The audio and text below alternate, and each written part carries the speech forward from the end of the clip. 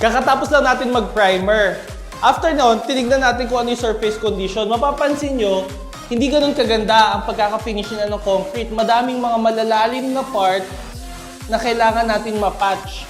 Papakita namin sa inyo ngayon kung paano gumawa ng epoxy putty for concrete floors. So, papakita namin kung paano mag-mix ng epoxy putty, part A and part B, na lalagyan natin ng patching compound or ng powder. Papakita namin sa inyo yan lahat. So, watch!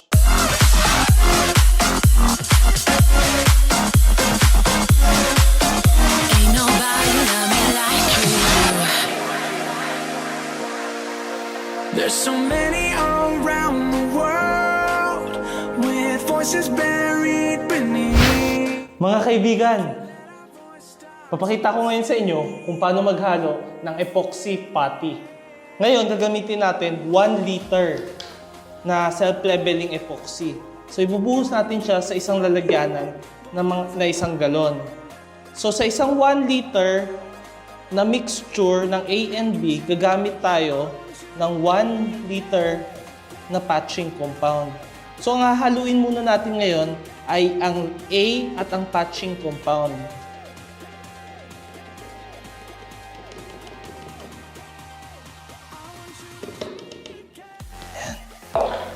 Tapos imimix natin siya.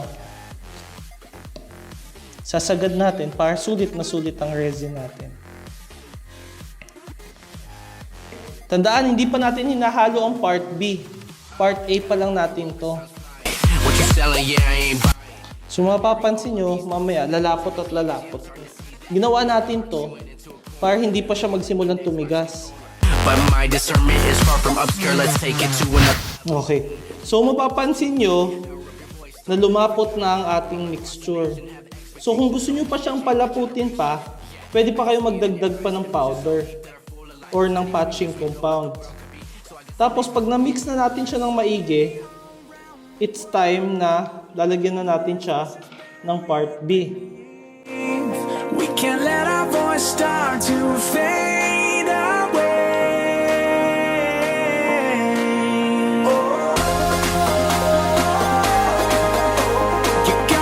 Ganon ang paghalo ng epoxy putty. You can make a change. I want you to be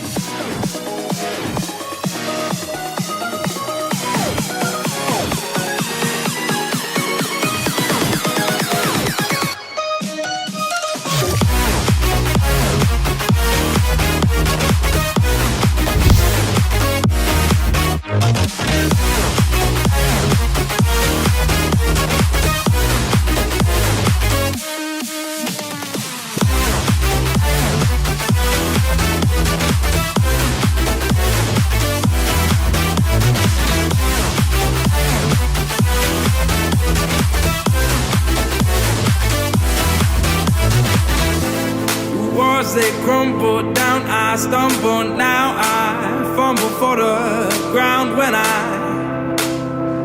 realign my mind. Walls they crumble down, I stumble.